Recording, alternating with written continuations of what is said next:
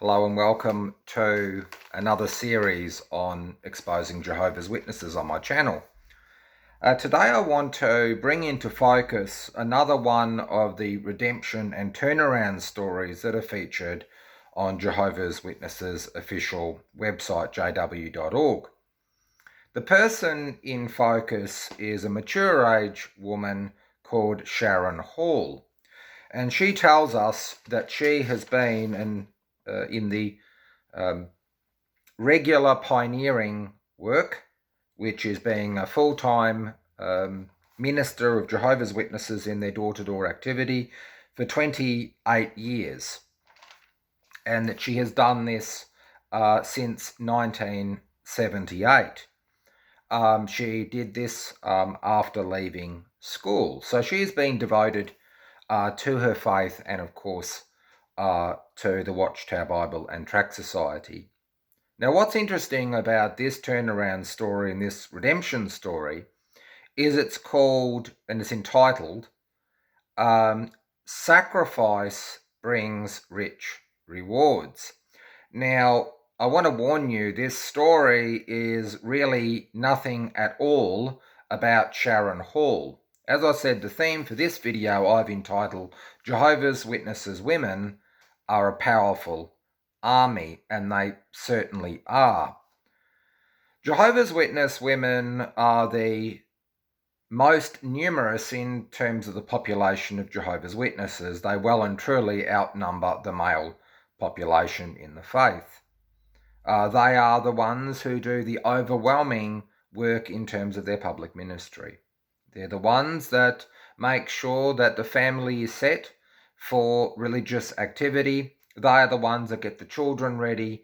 They are the ones primarily that teach and indoctrinate the children to bring them up to be strong Jehovah's Witnesses. And in many cases, they play a huge part in the actual day-to-day activities of their husband's spiritual life, even as elders. So without them, I'm pretty confident to say that most Jehovah's Witness men would not be able to cope even in their faith.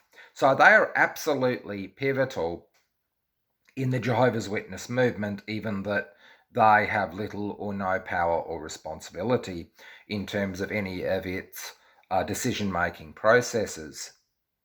But they're a mighty army, and they are very effective in the work of bringing people into the fold. And as we're going to see today, that the Sharon Hall testimonial is one of the most cold and calculating stories one could ever imagine. Now, this story changes pace from the previous turnaround stories that I have highlighted from jw.org. Now, why? Previously, we looked at men, predominantly, who had gone astray and had lived lives that were not healthy or productive, and they ended destitute or in a terrible way and then returned with their tail between their legs. The Sharon Hall story really is a rouge. Sharon Hall in absolutely no way misses one step in her Jehovah's Witness life. She is completely pitch perfect in every way.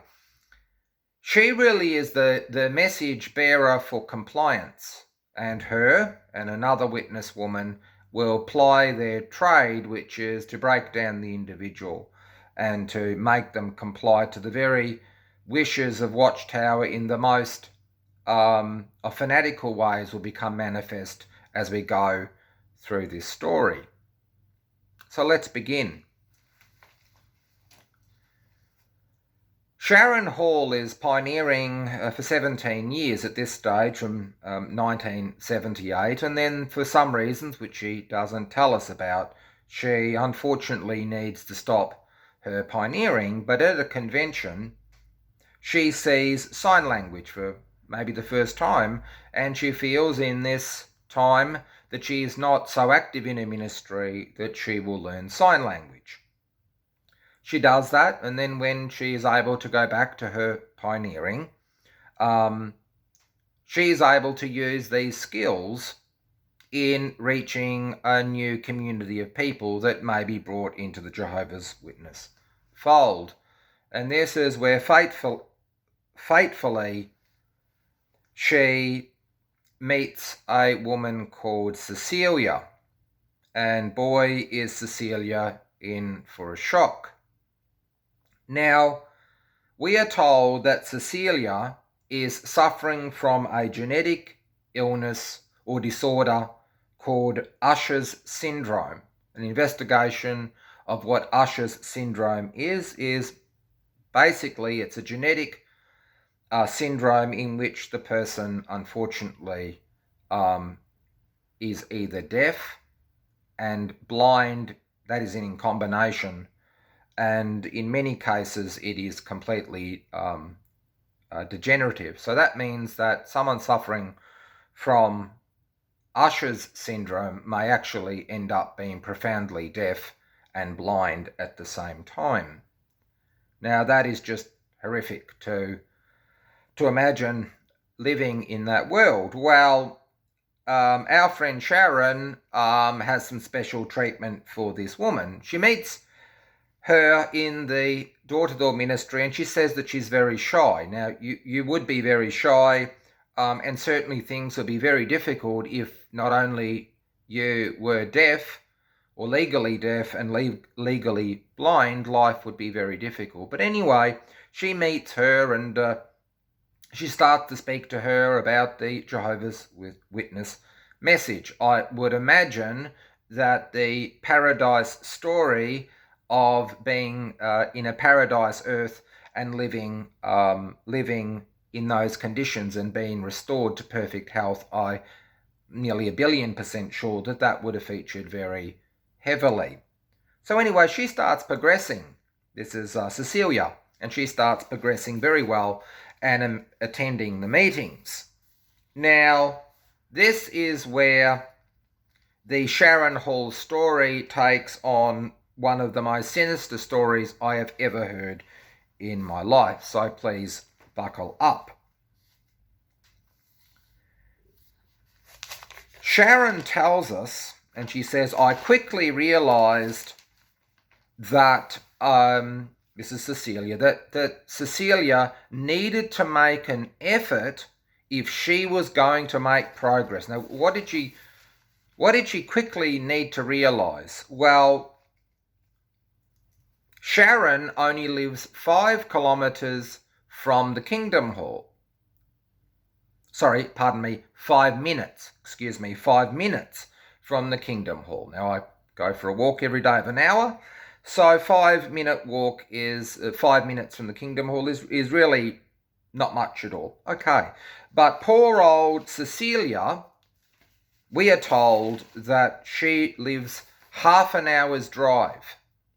Now, as a side point, Jehovah's Witnesses have closed down their Kingdom Halls, and for those who wish to go to the meetings have to travel now, probably over half an hour travel anyway to get to their meetings. But unfortunately, this is not going to work out for poor Cecilia, because she needs to make an effort, you see, this blind and deaf woman. So what is expected of Cecilia? We are told from Sharon that Cecilia needs to take, are you ready for this? Needs to take a taxi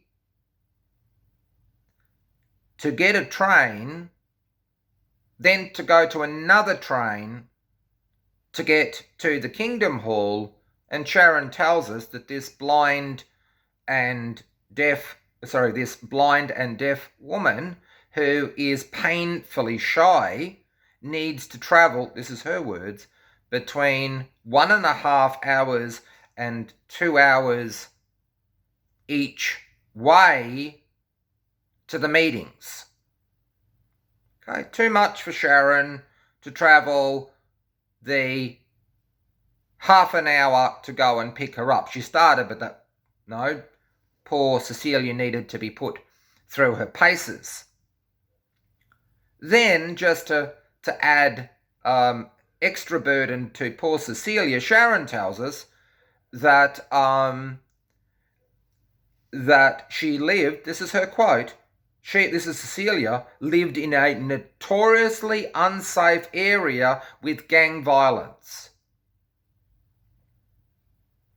But she knew that Cecilia, this is the blind and deaf woman that was agoraphobic, that was frightened, that she knew that she was a strong and independent woman. Okay? You couldn't pick her up, but yet you expect the rank and file to travel that to get to their kingdom halls, and they're willing to do it, but you couldn't do this for Cecilia. Okay? Now anyway, she's doing all of that. Now you might think, well, okay, she's progressing well. This is a hero story for Cecilia, the blind and deaf woman from Usher syndrome who basically tough love. So she is taking a taxi, 2 trains and 4 hours, approximately 4 hours return trip home through gang territory, which was, and I quote, notoriously unsafe. A woman on her own. Okay. No, alas, poor old Cecilia must have had a streak of independence in her, and this needed to be beaten out of her. Now, this is what happens next. The 4-hour trips, the dangers, that's nothing. That's nothing. This woman has got to comply to the ways and the wishes of Watchtower. Sharon tells us, and we see it in the video, that Cecilia would go to the meeting wearing pants. Yes, ladies and gentlemen, wearing pants, the deaf and blind woman. So Sharon calls in reinforcement, and another lady who we're not really introduced to, Nancy, the both of them conspire on how that they can help her make the necessary changes. So what they do is they lovingly, for the next year, that's what we're informed, for the next year, they gently show Cecilia pictures, and review Bible principles that it's wrong for Cecilia to wear pants. And then she says, eventually, she got the point. Wow, it took 1 year of this intimidation for a poor woman who's already put her life at risk, gone out of her comfort zone, put her life and liberty at risk to attend the meetings, and that's not good enough for you. Now we're going to go after her dress and grooming, which is a pair of pants. Okay? Now, you might say, well, that's the end of the story. Finally, she's come good. Well, no, unfortunately, she hasn't. Because after that, that is the 1 year of intensive prodding and patronising about her pants. This is Cecilia, the blind and deaf woman, is that Sharon, the hero of the story, notices that she is starting to draw into herself again. So like a child, she's commissioned to bake cookies for the congregation. Could it possibly be that all independence has been stripped from her, and that after realising after 1 year that she capitulated to these completely arbitrary and unnecessary intrusions into people's life, that she was once again depressed, that whatever she was doing wasn't quite good enough. I'm just assuming. But anyway, she is given this commission to bake cookies, and then of course she comes good to be able to do that. Now Sharon tells us that in 2015 Cecilia is baptized, and this is the greatest blessing in her life, and she gives thanks to Jehovah for providing the patience to deal with Cecilia so that she obviously can bring her life into harmony with Jehovah's loving organization. It's beyond imagination the brutality of this religion.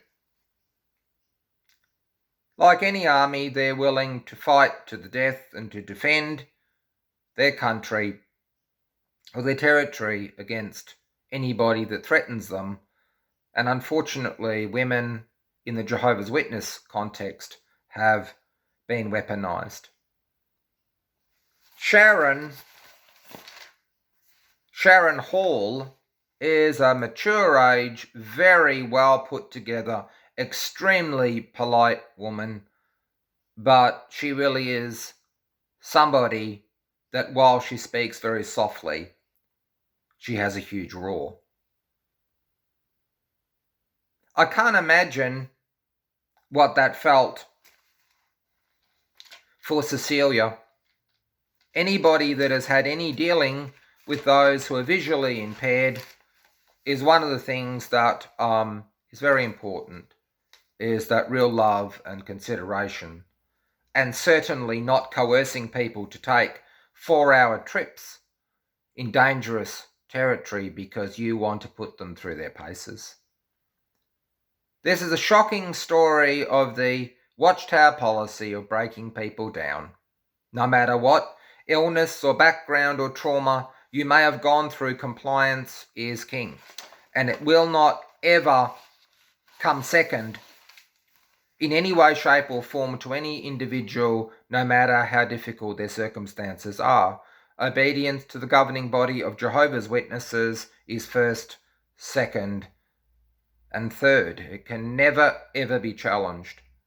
I hope that you have a look at this experience that is related on jw.org, which is Sharon Hall, Sacrifice Brings Rich Rewards. The sacrifices were for Cecilia, they weren't for you, Sharon, and the rewards is a capitulation of individual dignity, safety, and a feeling that somebody who has lost so much in terms of their contact to the outside world has been entrapped by a dangerous high control group. I hope that this video is once again thought-provoking for you, and I hope that you have a look at this yourself, and I would love to hear your comments. My name is Matthew Christopher, and it's an absolute pleasure to bring you this video, which is Jehovah's Witness women are a powerful army. I just wish that it was for the good. Thank you very much.